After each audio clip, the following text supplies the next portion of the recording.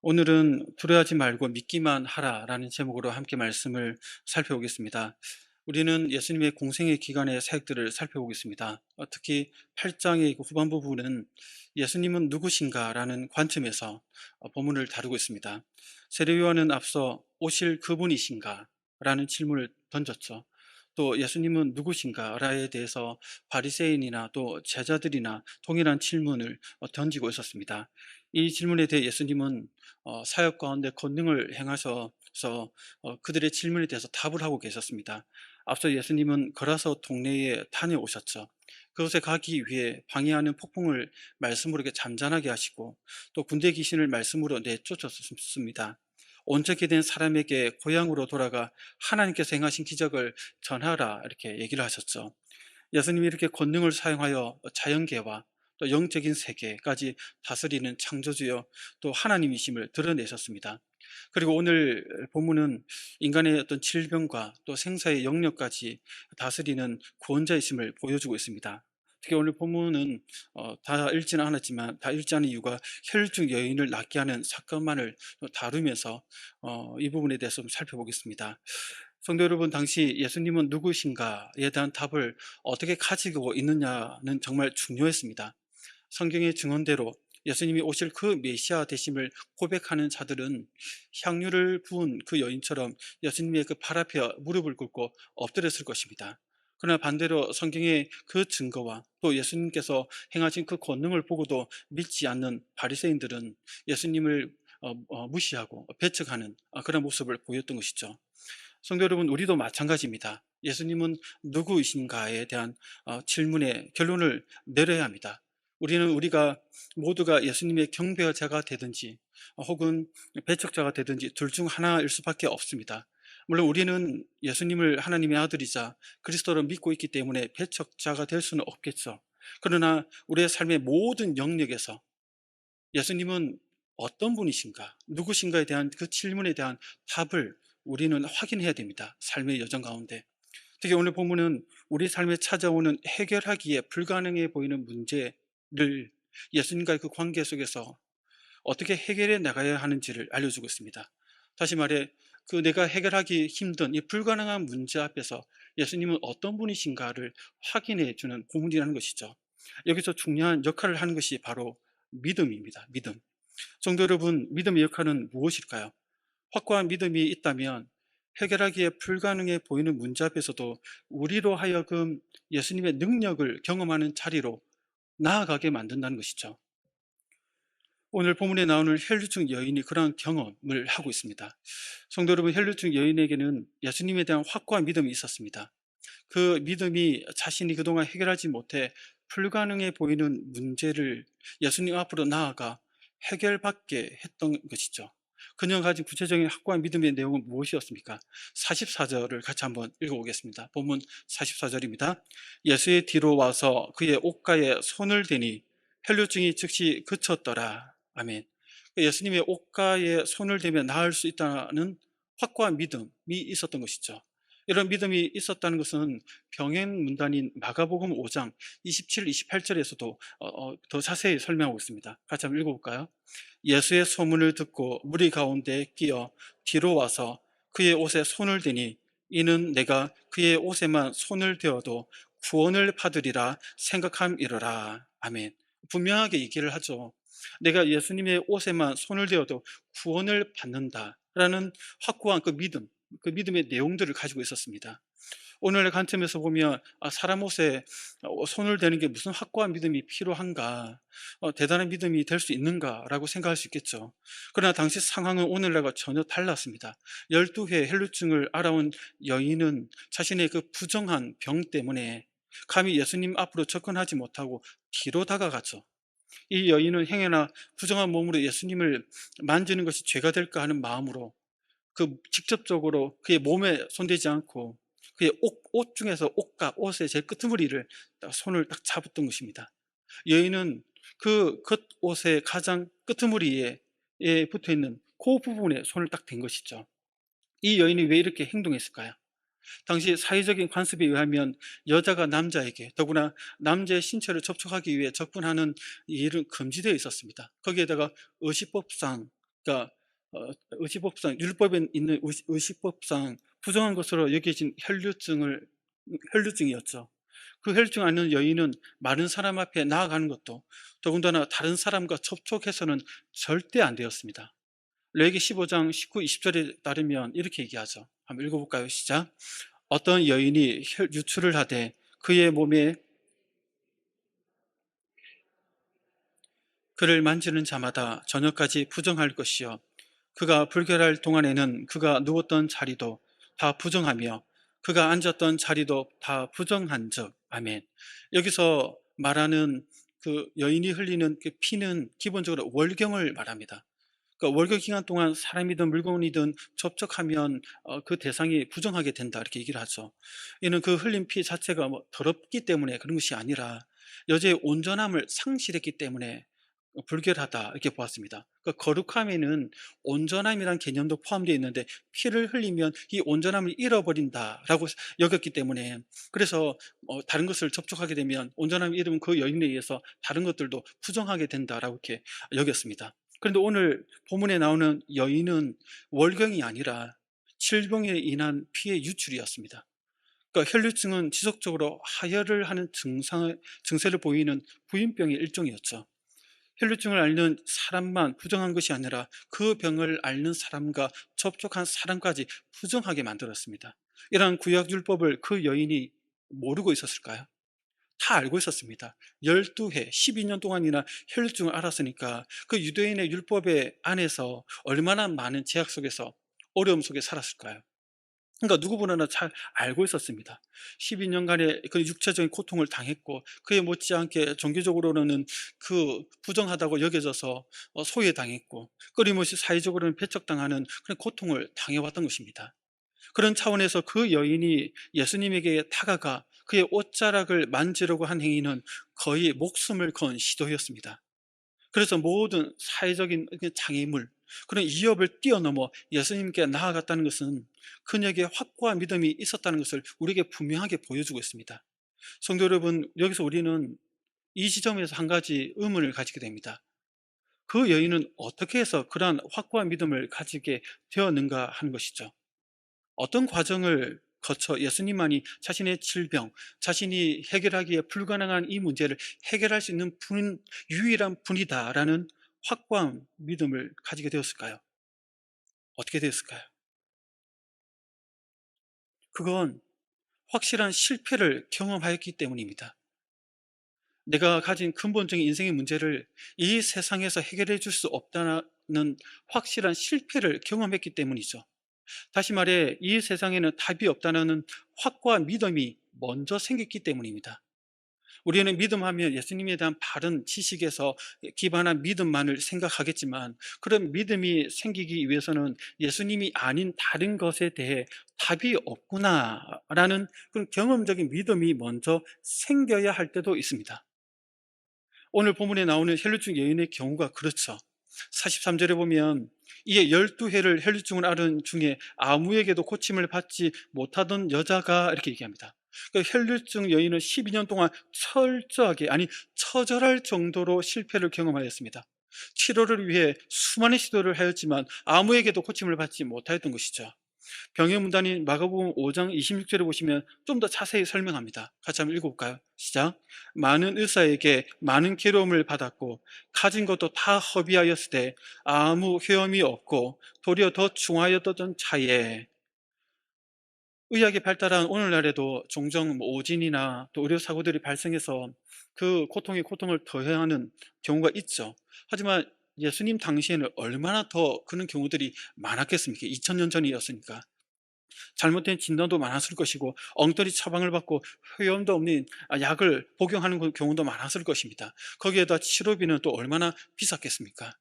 그런 부작용으로 인해 환자들에게 도움을 주기보다는 오히려 고통을 주는 경우들이 많았을 것입니다. 고대 근동 사이에서 혈류증에 대한 치료 방법을 보면 마늘 이런 것들을 포도주에 섞어가지고 먹이거나 아니면 환자를 깜짝 놀라게 해서 너는 혈류에서 일어서라 이렇게 외치면 낫는다라는 방식의 사이비 방식으로 시도하는 경우도 많았다고 합니다.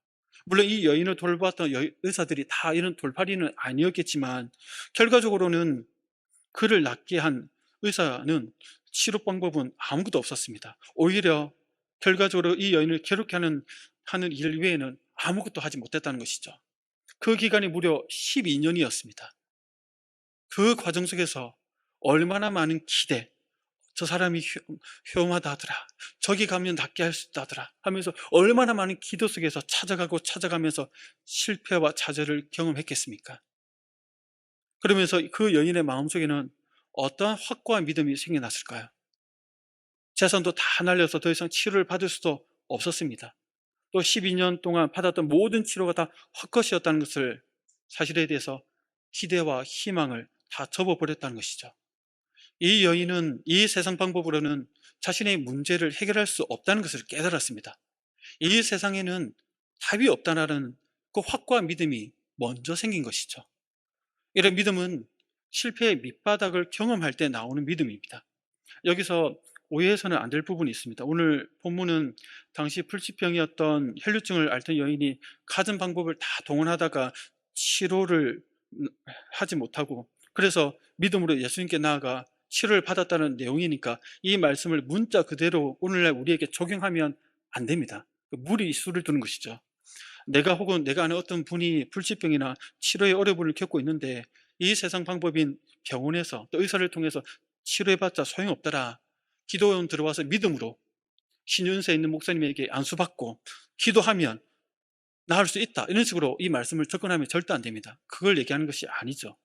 오늘 본문을 통해 여러분들에게 말씀드린 것은 더 큰 그림입니다. 인생에게는 불치병처럼 내 힘과 이 세상 방법으로 해결할 수 없는 문제가 찾아옵니다. 그 문제를 근본적으로 해결할 수 있는 분은 예수님이시다라는 관점에서 이 본문을 같이 좀 보기를 원하는 것이죠.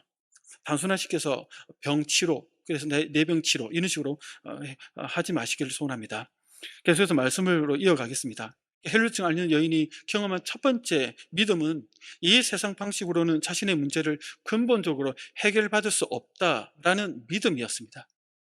이런 믿음은 실패의 밑바닥까지 내려갔을 때 경험적으로 생깁니다. 성도 여러분, 모든 인생이 이런 실패를 밑바닥까지 경험하지 않고 곧장 예수님께로 달려가면 얼마나 좋겠습니까? 예수님은 우리 인생의 답이시고 우리가 겪는 모든 문제 해결자이심을 우리는 다 알고 있습니다.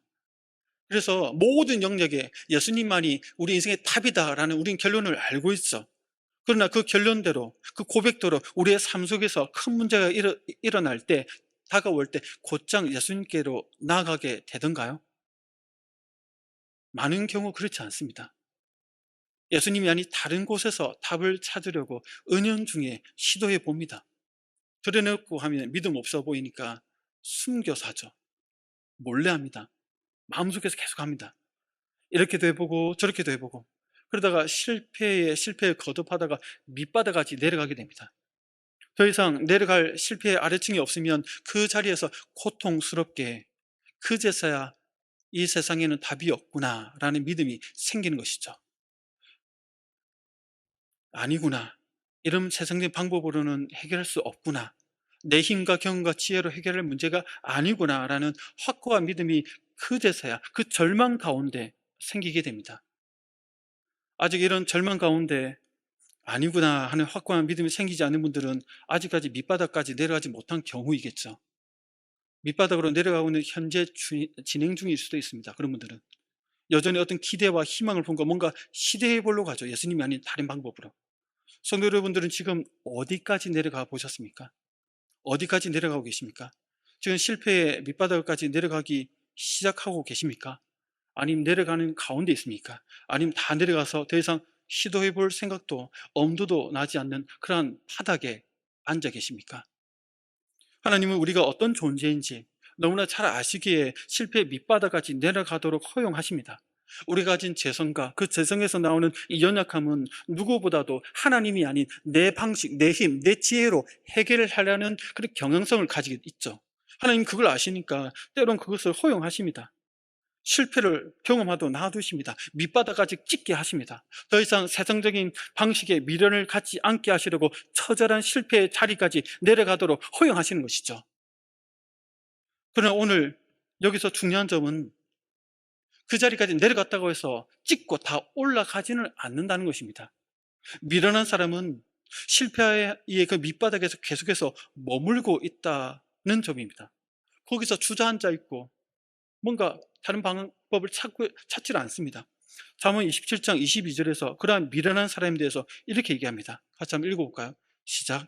미련한 자를 곡물과 함께 절구에 넣고 공이로 찌을지라도 그의 미련은 벗어지지 아니하느니라. 온갖 실패와 좌절을 다 경험하는, 절구를 찢는 경험을 하고 바닥까지 내려갔음에도 불구하고 미련한 사람들은 거기서 아니구나라는 확고한 믿음을 가지고 이제 예수님께로 나아가야 되겠다라는 이렇게 바른 믿음으로 나가지 않고 그 자리에 머물러서 여전히 그 미련함을 버리지 못하고 그 자리에서 계속 있게 된다는 것이죠. 혹시 여러분들 중에 이러한 미련함을 버리지 못하고 있지는 않습니까? 미련을 버리지 못하고 계속해서 세상 방식으로 시도하려고 하고 있지는 않습니까? 지하로 더 내려가려고 하고 있지는 않습니까? 하나님께서 허용하신 실패의 밑바닥에서 지하로 더 내려가는 것은 삶을 포기하는 것입니다. 자기 인생을 그냥 갖다 버리는 것입니다. 하나님께서 허락하신 그 밑바닥까지만 경험하면 되지, 그 바닥에서 지하까지 더 내려가려는 미련함을 보이는 것은 자기 인생을 파괴하는 길입니다. 절대로 그렇게 하면 안 된다는 것이죠. 이게 아니다, 확고한 믿음이 생겼다면 이제 예수님만이 해결해 줄 수 있는 분이심을 다른 방향을 가진 믿음으로 나아가야 합니다. 오늘 나온 혈루증 앓는 여인이 그렇게 하고 있습니다. 그 여인은 확고한 믿음을 가지고 예수님께로 나아갔습니다. 실패의 밑바닥을 경험한 후에 이건 아니다 확신하고 이제는 예수님께 나아가는, 회복될 수 있다라는 확고한 믿음이 생기니까 그 믿음을 행동으로 옮기고 있는 것이죠. 우리 본문 43절, 44절을 다시 한번 읽어보겠습니다. 그런 관점에서 이 여인의 행동을 한번 읽어보겠습니다. 시작. 이에 12해를 혈루증으로 앓는 중에 고침을 받지 못하던 여자가 예수의 뒤로 와서 그의 옷가에 손을 대니 혈루증이 즉시 그쳤더라. 아멘. 앞서 확인하였듯이 그 여인은 자신의 부정함으로 인해 죄송스러운 마음으로 예수님의 걸치신 겉옷만 살짝 만지는 모습을 보입니다.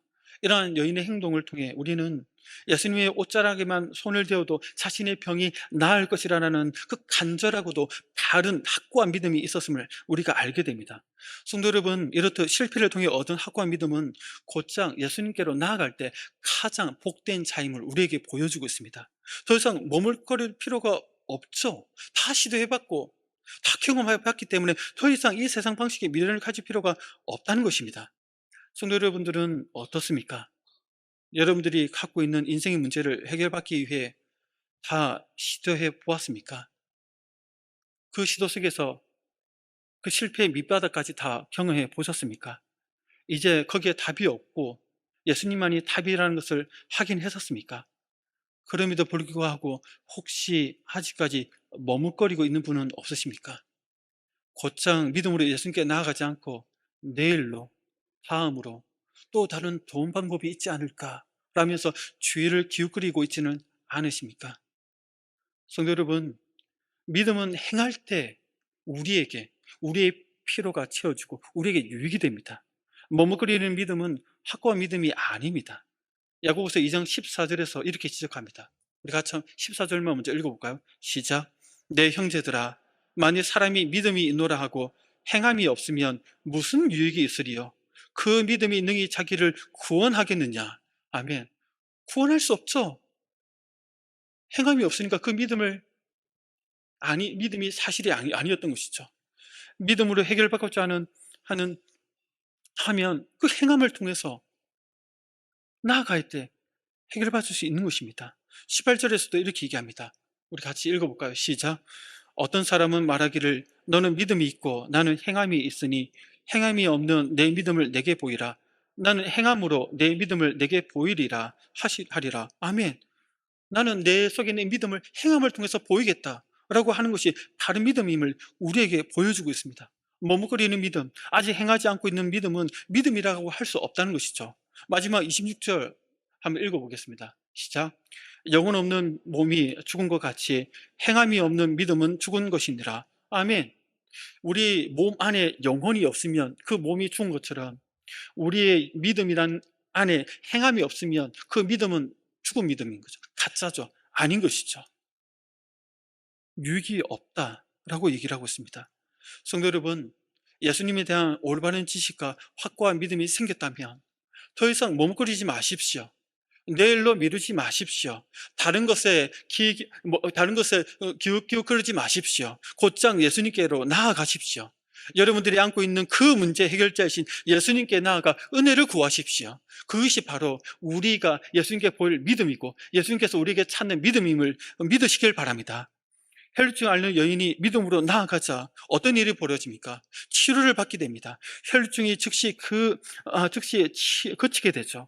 예수님의 옷자락만 만진 그 여인은 마치 예수님의 몸에 손을 댄 것 같은 그런 치유의 능력을 경험하게 된 것입니다. 이때 예수님께서 이러한 믿음을 가진 그 여인의 행동에 대해서 어떻게 말씀하십니까? 우선 그 여인을 찾아서 드러내십니다. 자기 자신을 드러내도록 이끌어내시죠. 45, 46절을 한번 같이 한번 읽겠습니다. 시작. 예수께서 이르시되 내게 손을 댄 자가 누구냐 하시니 다 아니라 할 때에 베드로가 이르되 주여 무리가 밀려들어 미나이다. 예수께서 이르시되 내게 손을 댄 자가 있도다. 이는 내게서 능력이 나간 줄 알미로다 하신대. 아멘. 예수님은 아셨습니다. 무리들이 밀어붙이는 상황 속에서도 예수님 자기에게서 어떤 일이 일어났는지 정확하게 알고 계셨죠. 그래서 그 여인을 찾으려고 누가 만졌느냐는 질문을 던졌는데, 이 질문은 예수님이 그 여인을 모르기 때문에 던진 것이 아니라 그 여인으로 하여금 스스로 믿음을 가지고 그 회중 앞에 나아오도록 하기 위해서 기회를 주고 계신 것입니다. 그렇게 해서 무엇을 그에게 선포하기 위해서입니까?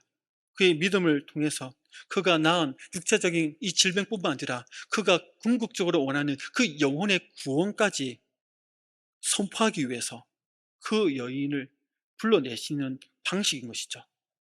이렇게 하자 그 여인이 자신을 드러냅니다. 47절에 보니까 그 여자가 스스로 숨기지 못할 줄 알고 떨며 나와 엎드려 그 손댄 이유와 곧 나은 것을 모든 사람 앞에 말하니, 이렇게 얘기합니다.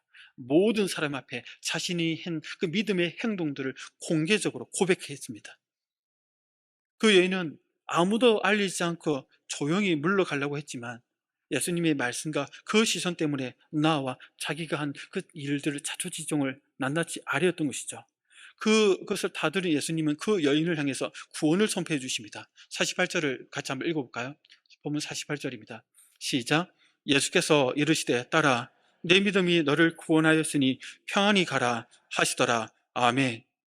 혈류병에서 노인받은 육체적인 구원뿐만 아니라 영적인 궁극적인 그 구원까지 이루어졌다라고 선언해 주십니다. 특히 그 여인을 향해 딸이라고 부르는 호칭은 더 이상 부정한 자가 아니라 하나님과의 그 자녀로서의 그 관계가 온전히 회복되었다는 것을 선포하고 계신 것이죠. 그래서 평안히 가라 합니다. 이제는 하나님과의 관계 속에서의 두려운 관계가 아니라 그 참된 평안을 누릴 수 있는 그 관계가 되었음을, 회복된 관계가 되었음을 선언하고 계십니다. 이렇게 그 여인은 자신이 안고 있는 인생의 근본적인 문제를 믿음으로 예수님께 나아갔을 때 해결받게 되었습니다. 예수님은 그 이유를 그 여인이 믿음에서 나왔기 때문에 그렇게 되었다라고 우리에게 알려주고 있습니다.